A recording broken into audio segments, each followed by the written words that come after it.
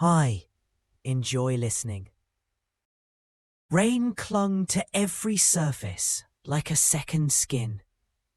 It glazed the sidewalks, ran in streams along the gutters, and beat steadily against the windshield of Grace Holloway's old Civic as she turned into the backlot of County General.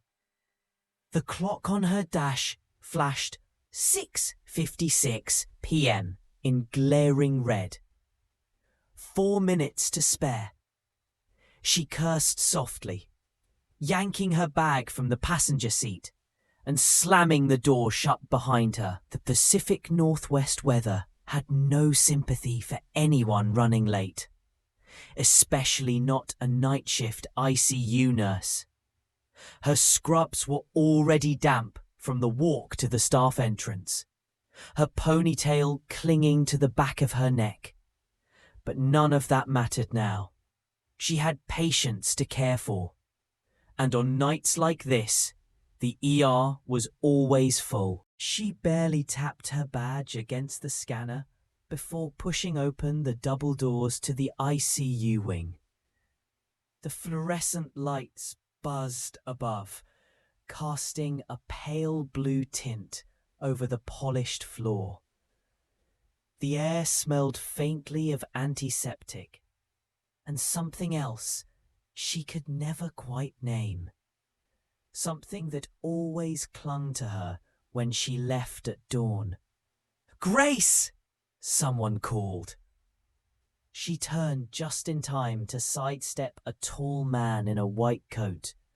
He had a boyish face, a mess of damp curls, and a stethoscope around his neck.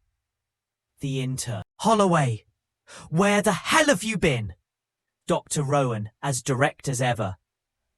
"I clocked in on time," she shouted back as she pulled her damp hoodie over her head and tossed it into a locker. "What's going on?" OD, young female, mid-20s, respiratory crash en route. "We're trying to stabilize her now. You're on the line with me. Move!" Grace snapped on gloves and a fresh mask as she entered the room.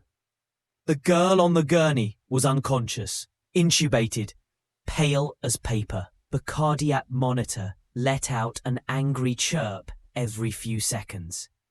Her skin had the blotchy, sickly hue of a system in full shutdown.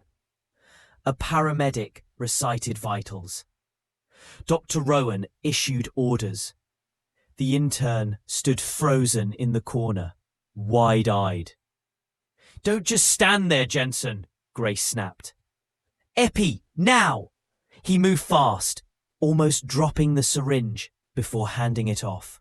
They worked as one unit, as they always did when someone's life was on the line. For a moment, Grace didn't think, she just did. The rhythm of crisis care was embedded in her bones by now. Oxygen, meds, vitals, monitor, repeat. "She's fighting," Grace said, reading the monitor. "Still in sinus rhythm." "She's got a shot then," Rowan muttered, eyes scanning her chart. Name's Charlotte Myers, found unconscious near Old River Park. No ID, no note. Lucky someone saw her in time. Grace froze. Charlotte Myers. The name hit her like a bucket of ice water. It couldn't be. But now, with the adrenaline ebbing, Grace looked at the girl again, and something old and half-forgotten stirred in her chest. The curve of the jaw, the shape of her brows, the faded scar beneath her chin. It was her, the same girl who used to sit beside her in orchestra class, who used to laugh too loud, who once brought homemade muffins to school for no reason at all. The same girl who vanished years ago without a word. Charlotte Myers was here, unconscious, poisoned, possibly dying. Grace stepped back, pulse suddenly pounding in her ears. She hadn't seen Charlotte in nearly a decade, hadn't thought of her in years. But the flood of memories, of high school concerts, sleepovers, and late-night secrets came rushing back like a dam had cracked. "What are you doing, Holloway?" Rowan barked. "We're not done here." Grace snapped out of it. "Sorry, I'm good." She moved forward again, this time more focused than ever. Whatever had happened to Charlotte, she was here now, and Grace was going to make sure she survived, no matter what. There had been a time when Charlotte Myers believed nothing truly bad could ever touch her. She had grown up in a home filled with music and light. Her parents, Douglas and Claire Myers, were old money real estate developers in the Pacific Northwest. Not flashy, not the social climbing type, but the kind of wealthy couple who believed in quiet luxury and instilling values. The Myers estate sat on a bluff overlooking a private inlet, tucked between cedar trees and steep cliffs. Sunlight poured through its tall windows year-round, and the rooms always smelled faintly of lemon polish and fresh flowers from her mother's garden. Charlotte had everything. A spacious room filled with books and music stands, private lessons with top-tier tutors, summer music camps in California, violin strings always ready, concert dresses pressed to perfection. And yet she wasn't spoiled. Even as a child, Charlotte understood that kindness was currency. Her parents were generous, and so was she. She didn't flaunt her life. She invited people into it. That's how she met Nicole Dean. They were 12 when Nicole first joined the after-school orchestra at Evergreen Community Arts Center. Nicole showed up with a dented viola and a tattered backpack, clearly out of place among the tailored coats and name-brand gear of the other kids. But she played with ferocity, like she was trying to bleed the strings dry. Charlotte was mesmerized. After rehearsal, she walked right up to Nicole, offered half her sandwich, and said, "I think we're going to be friends." Nicole had laughed, more like scoffed, but she took the sandwich, and the next week she came back. They were inseparable after that. That's how she met Nicole Dean. They were 12 when Nicole first joined the after-school orchestra at Evergreen Community Arts Center. Nicole showed up with a dented viola and a tattered backpack, clearly out of place among the tailored coats and name-brand gear of the other kids. But she played with ferocity, like she was trying to bleed the strings dry. Charlotte was mesmerized. After rehearsal, she walked right up to Nicole, offered half her sandwich, and said, "I think we're going to be friends." At first, their friendship didn't seem unusual.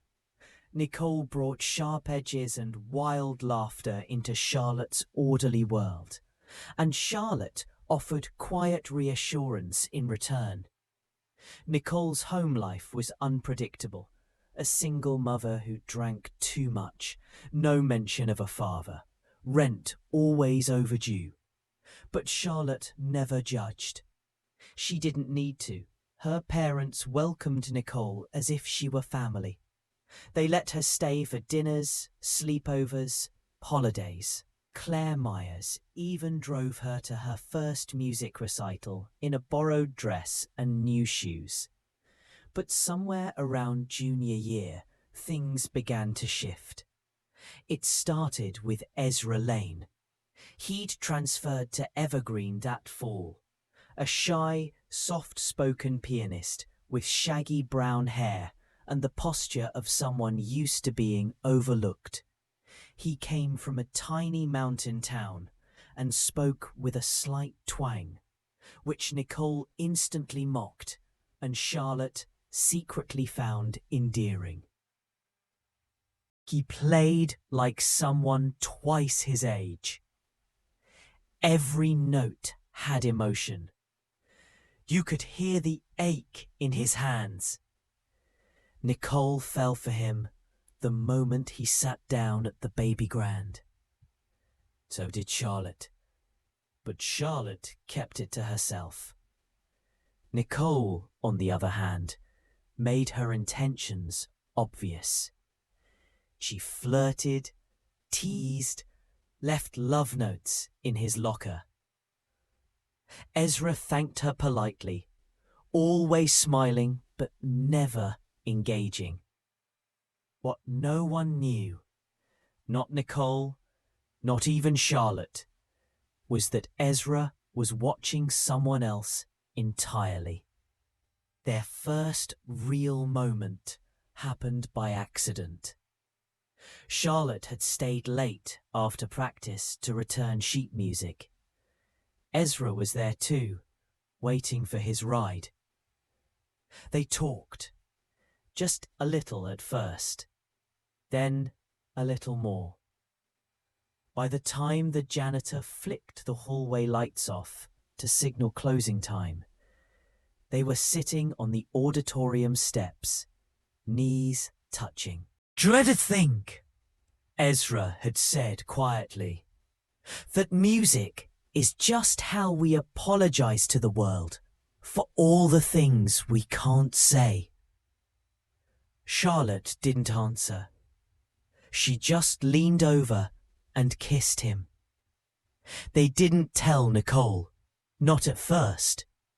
For a while, it was easier to pretend it hadn't happened. They dated in secret. Secret walks, secret late-night phone calls, secret concerts where they met up afterward in the parking lot just to hug. But Nicole noticed the change. She always noticed. And the night she saw them holding hands behind the music building, something broke. She didn't scream or cry. She didn't confront them. She just stopped showing up, stopped answering texts, blocked Charlotte on every app. By the time graduation rolled around, Nicole was gone. Dropped out of orchestra, skipped the senior recital, faded into a silence that was deafening. Charlotte was heartbroken, not just because she missed her friend, but because something about the way Nicole disappeared felt dangerous. She asked around, even called Nicole's mum once, but the woman just laughed bitterly and hung up. "I told you she was trouble," Claire had said softly that night, folding laundry beside Charlotte's bed. "Some people mistake friendship for opportunity. You were kind to her, that's all." But Charlotte wasn't so sure. Even now, years later, something about Nicole's exit still made her stomach knot. She didn't know it then, but the past had a long reach, and it was coming back. The envelope was still on the table the next morning. Charlotte stared at it as she stirred sugar into her coffee, the paper now slightly curled at the edges from the humidity. The wax seal was unbroken, deep red, like dried blood, with no return address, and only her name, Miss Charlotte Mayers, in an oddly formed. The letter inside, she now knew, was short, chillingly so. You took what was mine. You think I've forgotten, but the music always remembers. Nee. Charlotte hadn't slept. Her mind replayed the message again and again. It wasn't signed, not exactly, but that single initial was enough to fill her with unease. Nicole. It had to be Nicole. She hadn't heard from her in over a decade. Not a single email, not a run-in at the grocery store, not even a name tag glimpsed from afar. Nothing. But she didn't call. He'd worry. He always did. And besides, Ezra had enough on his plate, prepping for the fall faculty concert and managing auditions. Their quiet life in Bandon wasn't supposed to include anonymous threats or ghosts from the past. Instead, she called Maya Caldwell, her best friend since grad school and fellow music teacher at the conservatory. Maya answered on the third ring, her voice still scratchy from sleep. "Char, it's not even 7. I got a letter, a weird one. No return address." Charlotte explained everything. The seal, the handwriting, the message, the signature. She left out Nicole's name at first, waiting to hear Maya's neutral reaction. But Maya went quiet. Then she said, "Wait, a wax seal? Like old school? That's actually kind of creepy." "I know. And the N, do you think it's—" Charlotte nodded before realizing Maya couldn't see her. "I do." "Damn," Maya muttered. "I haven't heard you mention her in years. I thought you said she vanished." "She did." "Well," Maya sighed, "looks like she's back." By afternoon, Charlotte had almost convinced herself the letter was a prank. Maybe a weird student, maybe a fluke. She even laughed a little when she told one of her teen violinists that she'd received a mysterious fan letter. But her nerves were still taut. The feeling followed her all day. A strange static in the air, like someone watching from just beyond her peripheral vision. A missed breath, a half-heard note. Even the conservatory's hallways, usually echoing with music and laughter, felt off. By evening, when she unlocked her Volvo to head home, the passenger seat had a single red rose resting on it. No note, no card, just a rose. Charlotte stood frozen beside the car, pulse hammering in her ears. She scanned the parking lot, but the few remaining staff cars sat empty, and the sky was already dimming into dusky lavender. She picked up the rose with trembling fingers. Fresh, no thorns.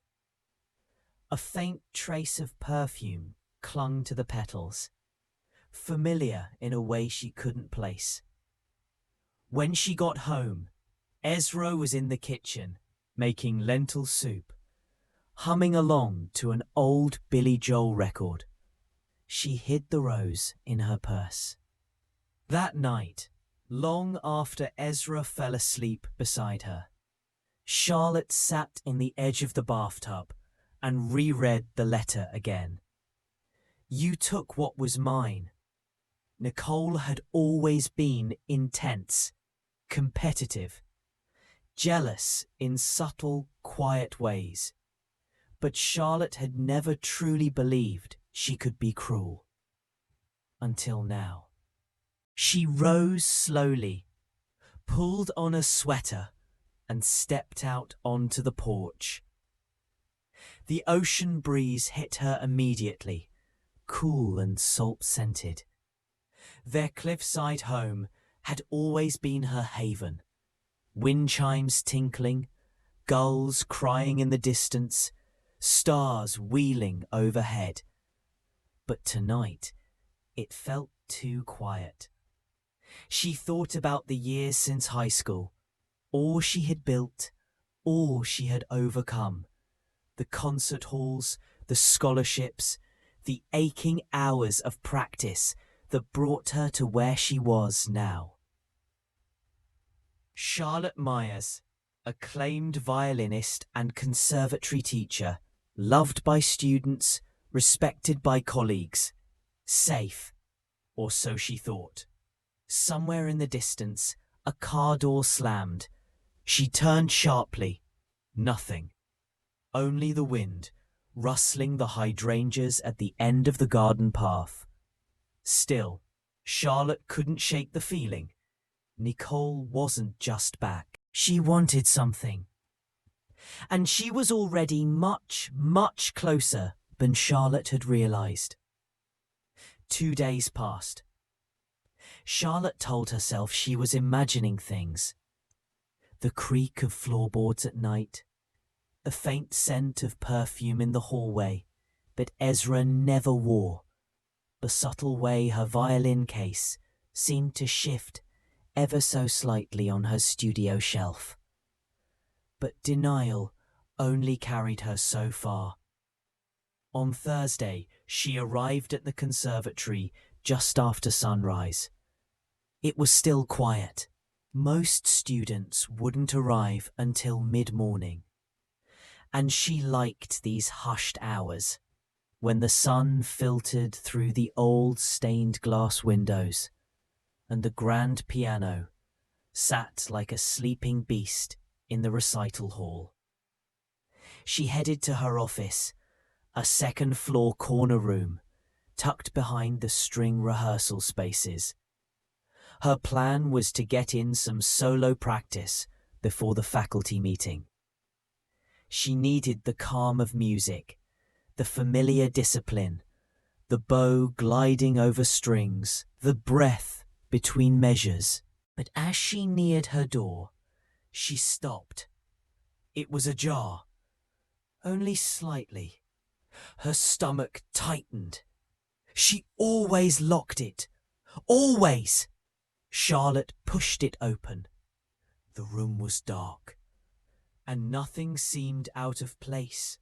Her sheet music was stacked neatly. Her viola stood upright on its stand. The little jade paperweight from Ezra sat undisturbed on her desk. But when she flicked on the light, she saw it. Her violin, out of its case, balanced precariously on her desk, its bow resting beside it. Strings loosened, but not in a careless way, deliberately, almost respectfully. And tucked beneath the bow was a slip of paper, folded once. Charlotte's hands were suddenly ice. She opened it slowly. The sound is still yours. But how long until your silence sings louder? There was no signature, just a single pressed lavender bloom inside the paper. Dried, fragile. She gasped, not from fear this time, but recognition. Back in high school, Charlotte used to press lavender in her practice notebooks. Nicole had always hated the scent. She claimed it gave her headaches. Once, Charlotte caught her throwing away an entire bouquet a student had left for her after a joint recital. Lavender was a message. Nicole remembered. and she was toying with her. Later that day, Charlotte stood before the mirror in the women's faculty lounge, watching herself. She looked fine, maybe a little paler than usual, but her eyes were clear, focused, calm, or pretending to be. Maya knocked and poked her head in. "You okay?" "No." Charlotte turned, voice sharper than she meant, then softened. "Sorry, yeah, no, I'm not." Maya stepped fully inside. "You don't have to keep brushing this off. If someone's in your office, leaving messages, messing with your instrument, that's serious." Charlotte hesitated, then said it. "I think she's here, in town." "Nicole?" Charlotte nodded. Maya's lips parted slightly, like she wanted to say something, but couldn't find the words. She looked older in that moment, not just tired, but haunted too. "I heard something weird," she said finally. "From Paul, the custodian. He said a woman was wandering the second floor Tuesday night. Said she had a conservatory badge, but he didn't recognize her." Charlotte's stomach dropped. "What did she look like?" "He didn't say, just that she moved like she knew the place." Charlotte pressed a hand to her mouth. It was Nicole. It had to be. She had figured out how to get in, maybe through old connections, forged paperwork. Who knew? Nicole had always been resourceful, clever in dangerous ways, and now she was stalking her. That evening, Charlotte sat with Ezra in their backyard, watching gulls dip across the sea, their feathers catching the amber of sunset. She hadn't told him yet, not everything. She couldn't. He handed her a mug of tea. "You're quiet today." She nodded. "Just tired." He reached for her hand. "Want me to play for you later?" Ezra played cello, rich, warm, grounding. When Charlotte been at her lowest, he had played Dvorak for her. After surgeries, after her mother's death, after the miscarriage, his music always reached where words could not. She squeezed his hand, but even that familiar comfort didn't quiet the new noise in her head. Nicole's voice, whispered from years ago, now echoing louder with each passing hour. "You took what was mine." Charlotte still didn't know exactly what Nicole believed had been taken. Fame? Recognition? A place at Juilliard? A career? Ezra? Or maybe, just maybe, it wasn't about something Charlotte had taken, but something Nicole had lost, something she'd never gotten over. And now she was back to settle the score. Friday night brought a storm. It swept in from the bay, flinging salt and rain against the conservatory's tall windows, casting warped shadows across the marble floors. The power flickered once during Charlotte's faculty rehearsal, but the lights held. Still, the air felt charged, tight, as if something more than weather was about to break. Charlotte had stayed late to review auditions for the fall scholarship students. Maya offered to help, but Charlotte declined. She needed the solitude, the papers, the recordings, the old comfort of grading, all distractions from the message Nicole had left. But distraction only lasted so long. At 8:11 p.m., Charlotte heard footsteps in the hallway outside her office.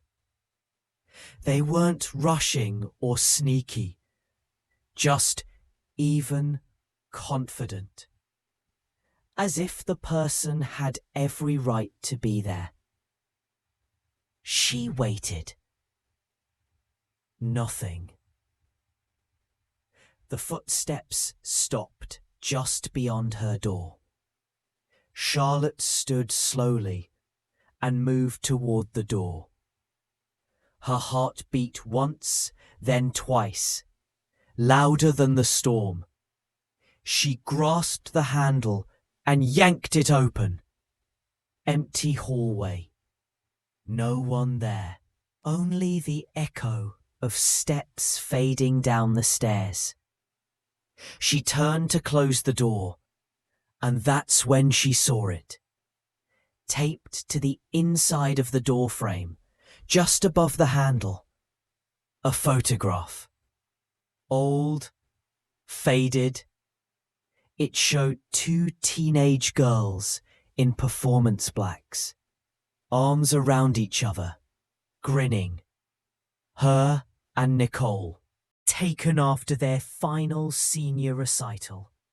A photographer had captured them laughing backstage, sweat and triumph shining on their faces. Charlotte hadn't seen that photo in years. She hadn't even known Nicole still had a copy. She pulled it down with shaking hands. On the back, in familiar cursive, "Still remember what we were. Do you?" No signature. Just the bitterness laced through every letter. Charlotte sat heavily in her chair. The storm rattled the window panes like impatient fingers. She didn't cry. She didn't scream. She just sat, paralyzed by the truth. Nicole wasn't just toying with her. She was rewriting the ending. Saturday brought no relief. Charlotte took a walk through town just after dawn, hoping the air would clear her head. But everywhere she went, she felt watched. Eyes at cafe windows. A figure in a parked car that didn't pull away until she turned the corner. A young woman who followed her half a block before ducking into a bookstore. Or maybe she was imagining it. That was the worst part, not knowing what was real anymore. By the time she returned home, Ezra was already up. He was standing by the kitchen window, pouring coffee. "You walked without your phone again." "I needed to be unreachable." Ezra didn't press, but his brow furrowed. "You've been distant lately, and distracted. If something's wrong." Charlotte leaned against the doorway, silent. He turned. "I saw a woman outside the school yesterday, around 4. She was watching the main entrance. When she saw me looking, she turned and walked away fast. Blonde hair, long coat." Charlotte felt her chest go still. "Did she look familiar?" "I don't know." Ezra hesitated, but something about her felt off. Charlotte whispered, "It's her." Ezra didn't ask who. He already knew. That night, after Ezra fell asleep, Charlotte went into her music room and locked the door behind her. She opened the old audition tape, the one from Juilliard. Not hers, but Nicole's.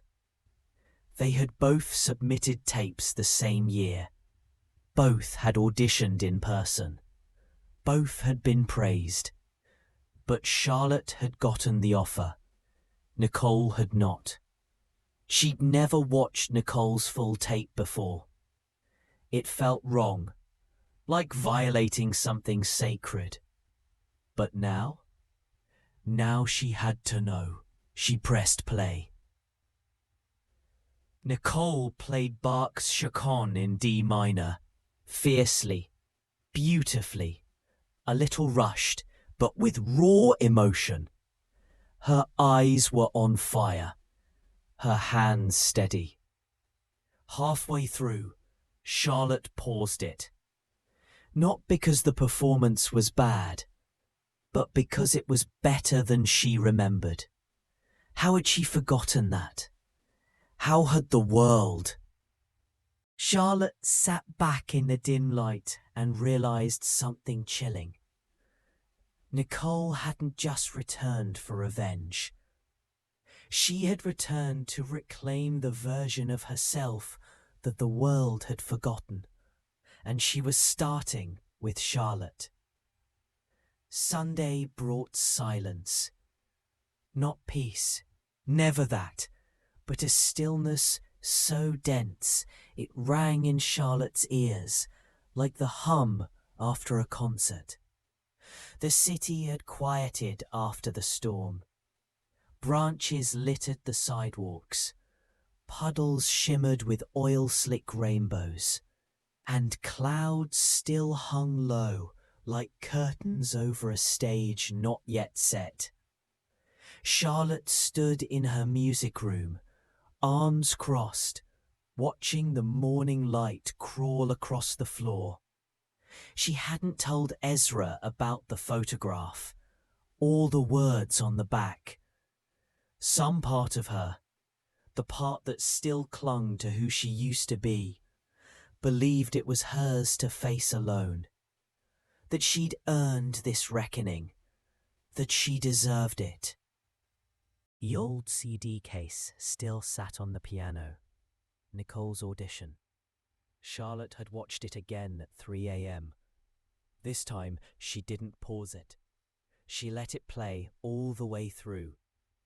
By the end, she was trembling, not just because it was brilliant, but because she saw something she hadn't seen before, something that haunted her. In the final 5 seconds after the bow, Nicole had looked straight into the camera, not at the judges, not down at her violin, straight ahead, as if she already knew. The air was different, colder, and her office door slightly ajar. She hadn't left it that way. Charlotte pushed it open with one cautious hand. On her desk sat a single sheet of parchment paper, heavy, cream-coloured, familiar. It was from the stationery set Nicole used in college. Charlotte recognised the texture, the faint embossing at the top, and on the paper, in ink that bloomed like spilled secrets. I didn't lose because I was worse. I lost because you needed to win. No signature, no name, no date. But the accusation burned just the same. Charlotte gripped the edge of the desk, trying to steady herself, and that's when she saw the frame. The photograph of her and Nicole, which had always hung beside her degree, was shattered. The glass cracked clean down the centre, right between their faces. The photo inside was gone. She didn't hear the voice until she turned toward the door to leave. It was faint, a whisper, coming from the old practice rooms downstairs. Charlotte froze, a bow scraping against strings. Slow, broken, untrained, echoed from the lower level. A student, maybe? Someone sneaking in to use the space? But she knew before she even stepped down the first stair that it wasn't that. She followed the sound, down through the echoing stairwell, past dusty, a hand-copied transcription. She stepped closer. It was the Chacon. Nicole's version, annotated in red ink. Aggressive bowings, marked glissandos. Charlotte recognized her friend's handwriting instantly. She reached for the sheet, but a creak behind her made her whirl around. Nothing. Only the door, slowly swinging shut. Charlotte drove home with the music folded in her coat pocket. Ezra was in the kitchen again. He turned when he heard her enter, concern instantly etching his brow. "Char, you okay?" She looked at him, really looked, and for a moment she nearly told him everything. The music, the note, the glass, the shadow in the stairwell.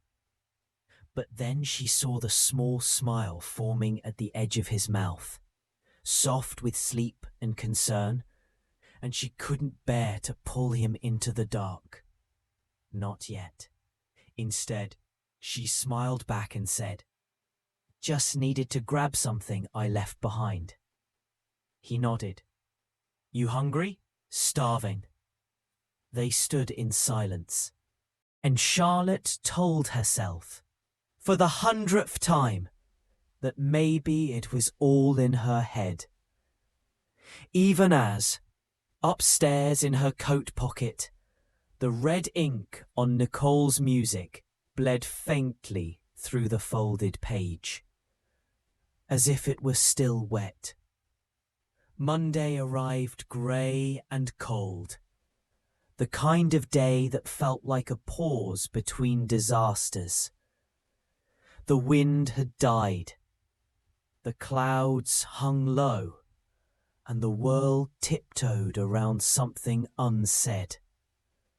Charlotte sat in her office at the conservatory, staring at the photo frame with its cracked glass. She hadn't replaced the picture. She hadn't thrown it away either. The parchment note lay hidden in a drawer. The sheet music, Nicole's annotated Chacon, rested on her piano bench, untouched since she brought it home.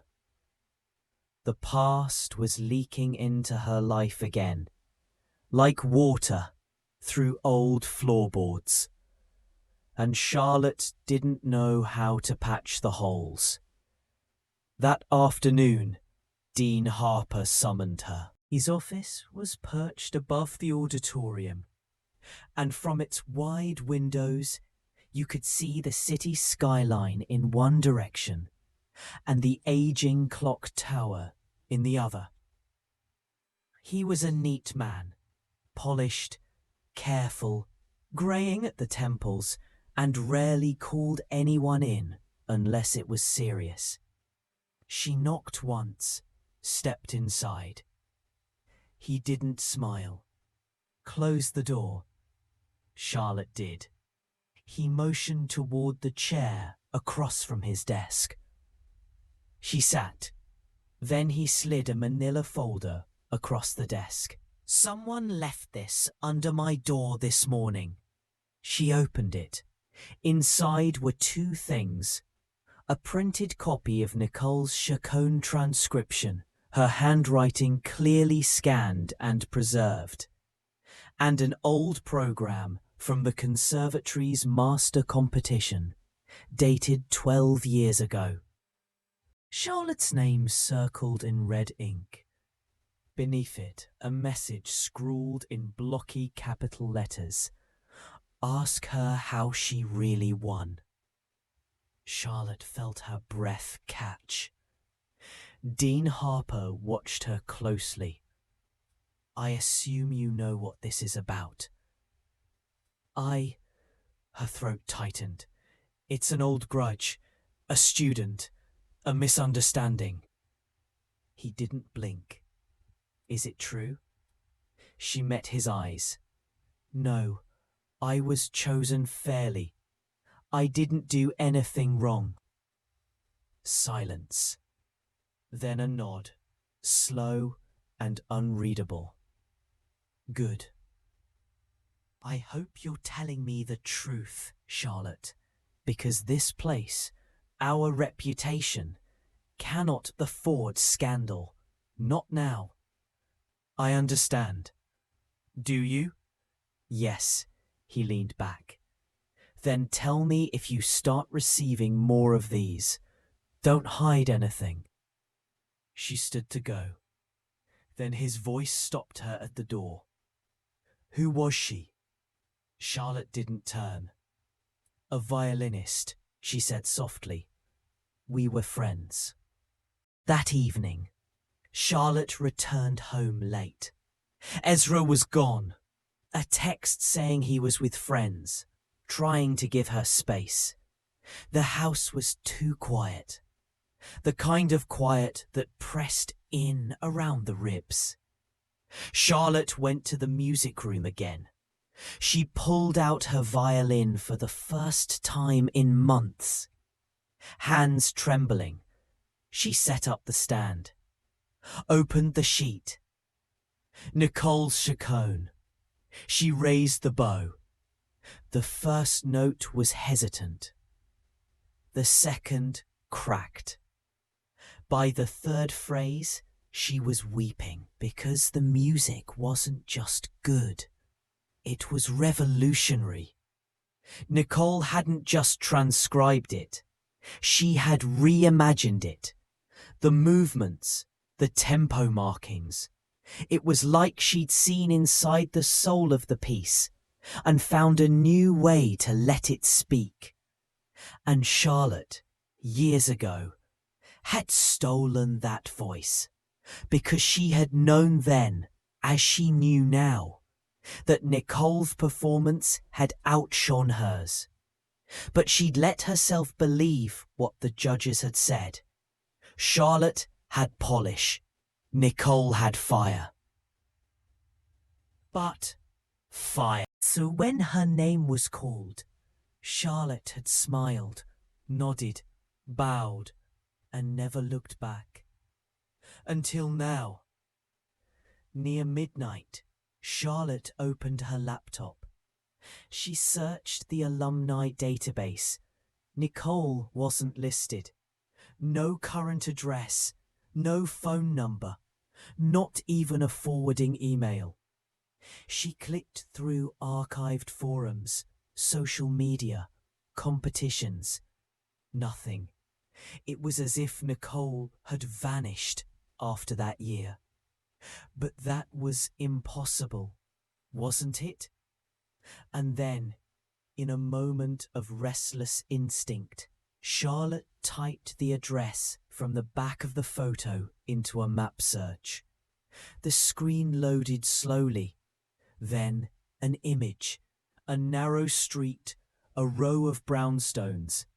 The house at the end boarded up. Charlotte clicked for details. Property owned by N. Holbrook. Foreclosed. 8 years ago. No forwarding info. At 2 a.m., she was still awake. She sat in bed, the photo beside her, the note burning in her desk like a lit match. And from downstairs, the faintest sound. The piano. 3 notes struck softly. Minor key. She froze. Her hands gripped the sheets. Then nothing. Silence. But when she crept down to the music room, heart pounding, she found the piano lid open, and on the keys a single red petal. From a rose she hadn't bought. Charlotte barely slept. By morning, the petal was still there, curled and crimson like it had fallen from a ghost's hand. She touched it. Real. Velvet. Fragrant. No breeze in the house. No fresh flowers anywhere. She tossed it in the trash. She told herself it meant nothing. And then she did something she hadn't done in years. She called Amanda Monroe. Amanda answered on the third ring. "Charlotte." Her voice was cautious. "Is everything all right?" "No," Charlotte said. "I need to talk to you about Nicole." The silence that followed was long and brittle. Then, "Come over." Amanda's house was smaller than Charlotte remembered. A cozy brick two-story in Oak Ridge, framed by ivy and sun-stained shutters. The last time Charlotte had seen Amanda was at a faculty mixer 3 years ago. Polite, cold, like women who once shared secrets, but now avoided eye contact. Amanda opened the door in leggings and an oversized sweater. Her hair was pinned up, her expression unreadable. They didn't hug. Amanda stepped aside. Charlotte entered. The house smelled like cinnamon and old books. In the living room, Charlotte sat on the edge of the couch. "I saw Nicole," she said. Amanda blinked. "What?" "Not directly, but I got a photo, a note, her music." Charlotte's voice cracked. "Someone's trying to make me remember what I did." Amanda didn't speak. "I think she's back," Charlotte whispered. "Or someone wants me to think she is." Amanda stood, arms crossed. "You always were good at pretending." Charlotte flinched. "I didn't come here to fight." Amanda laughed bitterly. "You didn't come to confess either. You came to unburden yourself. Again, without consequences. I didn't know what else to do. So you came to me, the one who saw it happen." Charlotte looked up. "Then why didn't you say anything?" Amanda's eyes narrowed. "You want the truth? Fine. You didn't deserve that award. Nicole's peace, Nicole's fire. It changed the entire room. Everyone felt it. But the judges," she trailed off, "they wanted someone safe. You smiled better. You fit the brochure. So they chose you." Charlotte swallowed. "I didn't ask for that." "No, but you accepted it. And when Nicole stood there, humiliated, when she cried in the green room, you walked right past her." Charlotte's face was pale. Amanda stared at it. "That's from the fall recital," she said. "We were so young." Charlotte nodded. "I think Nicole left it for me. She's been gone for over a decade. What if she's not?" Amanda hesitated. Then she whispered, "I heard something 2 years ago from an old teacher at Juilliard. Someone said they'd seen her in Lisbon, playing violin on a street corner." "Lisbon?" Charlotte leaned in. "Why didn't you tell me?" "Why would I?" Amanda's voice broke. "She vanished after you won, and I couldn't stand looking at you." Charlotte winced. Amanda handed back the photo. "I hope she is alive. I hope she is haunting you. You deserve that much." Back at home, Charlotte sat at the piano again. Her hands hovered over the keys. Then she began to play. Not her own music, not anything she'd taught. Nicole's chaconne, bar by bar, note by note. She played it like an apology. And when she reached the final line, the closing flourish, that Nicole had reimagined with a daring high trill. Charlotte missed the note. Her fingers slipped. It cracked sharp. Wrong. She stopped and wept. Later that night, when the house was still again, she opened the piano bench to return the sheet music and saw something pucked beneath the pages. Another note, same parchment, same handwriting, but this time it said, "You finally hear me now. Good, but you're not done yet." The night air was She took the long way to Brighton Park, where the School of Music held its fall concert series. The same stage where she'd won the showcase. The same stage Nicole had lost everything on. The auditorium was empty, sunbeams slanting through dust and time. She walked to the center, laid her hands on the grand piano, closed her eyes. For a moment, she saw Nicole again. Not angry or vengeful, but young, radiant, bow trembling in her hand. "You should have told the truth back then," Charlotte whispered inwardly. "But I will now." That evening, she returned to Amanda's house. Amanda opened the door, surprise flickering in her eyes. "I need your help," Charlotte said. "I want to hold a tribute concert for Nicole." Amanda froze. A what? She was the better musician. She changed everything I thought I knew about performance. But I never said it. Not to her. Not to anyone.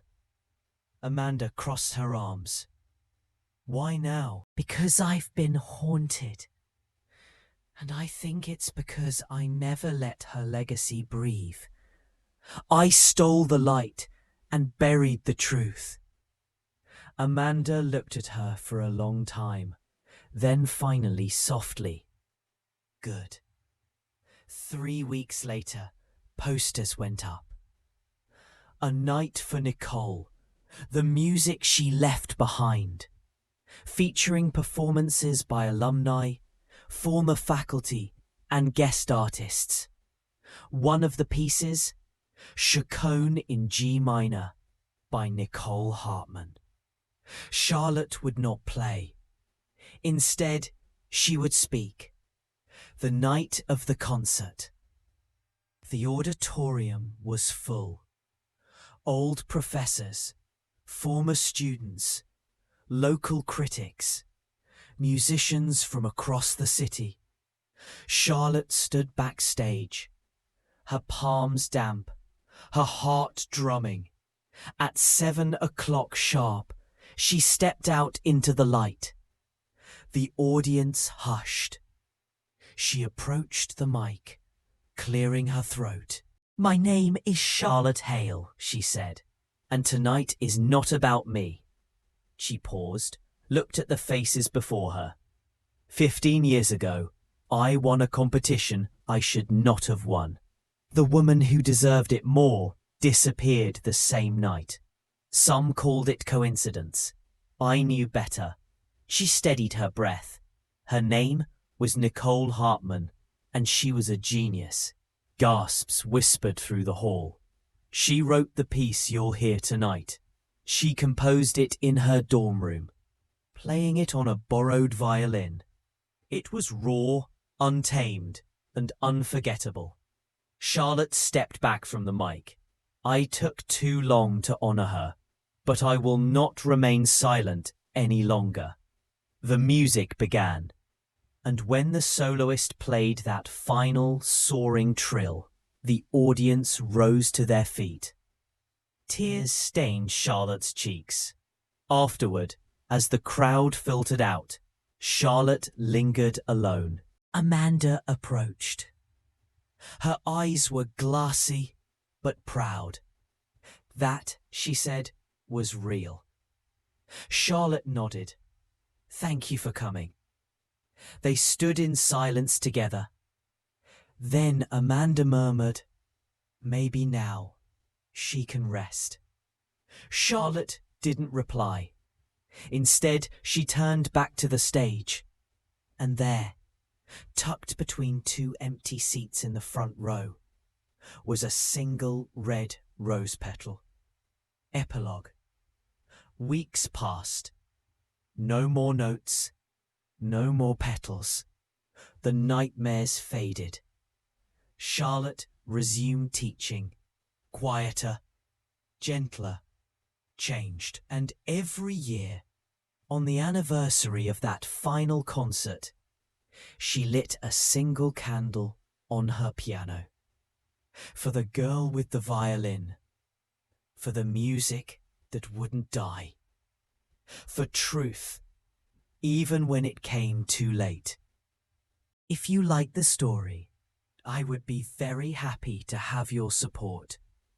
Click the thumbs up. And to not miss new stories, subscribe and click on the bell. Thank you from the bottom of my heart, and all the best.